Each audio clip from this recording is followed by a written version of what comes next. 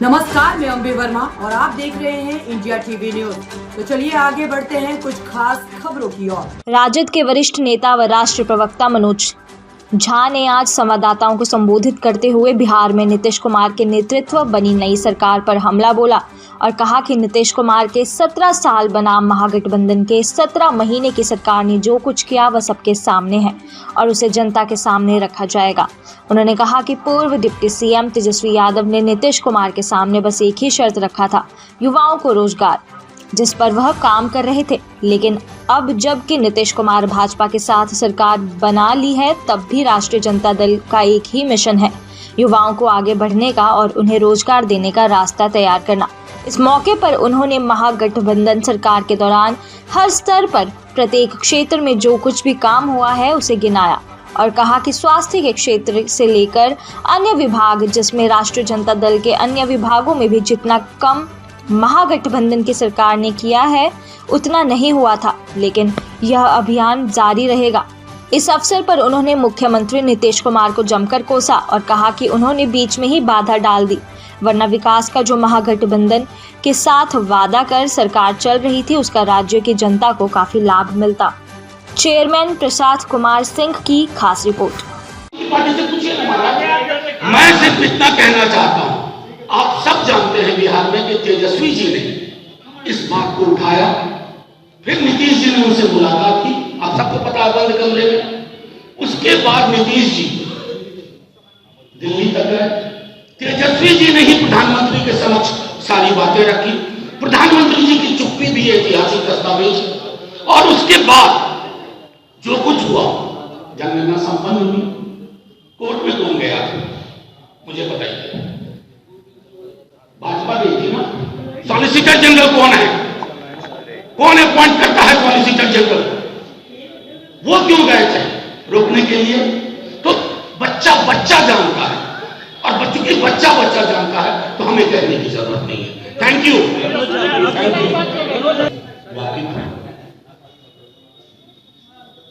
आपका मैं तो मान लूंगा, मैं उधर ही देखूंगा, लेकिन उनके बारे में क्या कहूँ जो कभी इधर देखते हैं कभी उधर देखते हैं।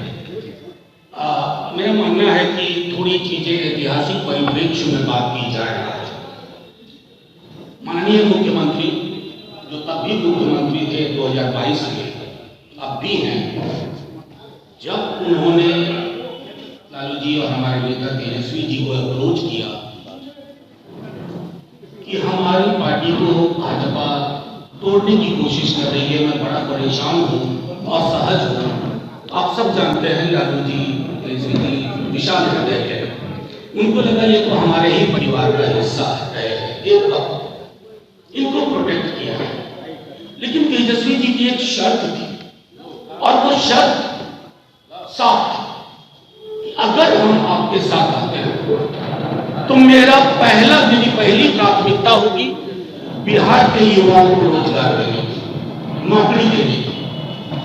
क्योंकि 10 लाख नौकरी का वादा हमारे मैनिफेस्टो में था, हमारे संकल्प में था, हमारी प्रतिबद्धता में था। नीतीश जी, माननीय मुख्यमंत्री जी, 17 बरस अलग से भी शासन किए। बिहार की चर्चा पूरे देश में, मैं आप सब जानते हैं, कई अन्य कारणों से हुआ करता था, लेकिन पहली बार बिहार की चर्चा हुई जब लाखों लोगों को नौकरियां हुई।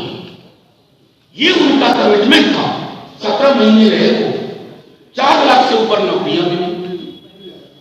और आज की भी जो प्रेस कॉन्फ्रेंस है, कुछ चीजें आपके समक्ष रखना, मैं फिर से दोहरा रहा हूं कि आप इसको सबूताज ना करें, इस पर कुठाराघात ना करें, तो बिहार के युवाओं को सपने देखने का मौका लगेगा। एक और चीज आपको आश्चर्य होगा, आशा एवं ममता कर्मियों के मानदेय बढ़ाने की फाइल 2 कैबिनेट से रोक दी गई थी। मैं खुद पटना में रहकर के महसूस कर रहा, आशा कर्मियों के डेलीगेशन तेजस्वी जी से मिले, उनको भरोसा था, उनकी मानदेय बढ़ोतरी पर सब कुछ हो गया, हस्ताक्षर हो चुके हैं माननीय स्वास्थ्य मंत्री। लेकिन क्या बता रहा है, तेजस्वी से न प्रॉब्लम थी, वो भी क्या प्रॉब्लम थी कोई नहीं जानता। आज तक आप नहीं बोल पाए कुछ भी। आशा ममता कर्मियों के लिए क्यों कर रही है व्यवहार? उनका घर कैसे चलेगा? अब तेजस्वी जी से राजनीतिक लड़ाई लड़ी, अरे वो तो उस मिट्टी के बने हैं, झुकेंगे नहीं, लालू जी के बेटे हैं। लेकिन आशा ममता कर्मियों का जो मानदेय, आपको मैं सिर्फ इतना बता, वो तो 17 बरस से थे, अगर किया होता तो ये करने की जरूरत ही नहीं पड़ती तेजस्वी जी को। 17 बरस में कितने रोजगार दिए? 17 महीने में क्यों इतने रोजगार मिले?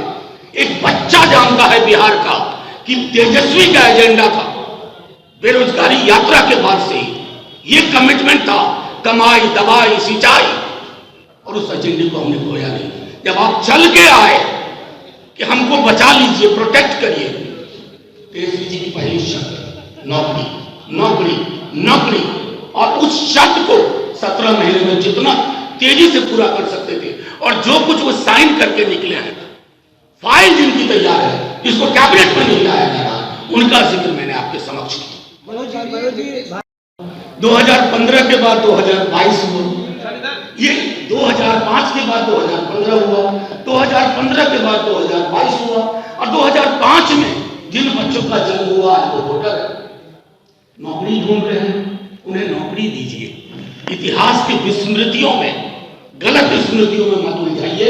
मैं अभी भी आग्रह करूंगा माननीय नीतीश कुमार, राहुल गांधी पूरा क्रेडिट ले रहे हैं, जो कास्ट सेंसस बिहार में हुआ उसका क्रेडिट राहुल गांधी ले रहे हैं, क्या वो भूल गए हैं? कास्ट सेंसस का क्रेडिट अगर किसी व्यक्ति को जाता है तो वो तेजस्वी यादव को, और नेशनल लेवल पर इस सुर मिलाने के लिए कांग्रेस पार्टी का धन्यवाद, डीएमके का धन्यवाद।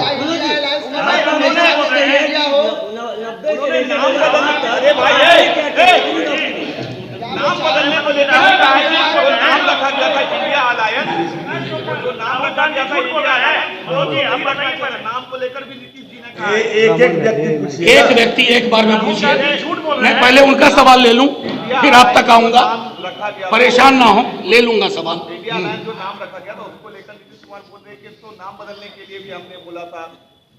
सुनिए, मैं ताज़ा खबरों से जुड़े रहने के लिए हमारे चैनल को सब्सक्राइब करें और बेल आइकन को दबाना ना भूलें, ताकि हर खबर की नोटिफिकेशन आपको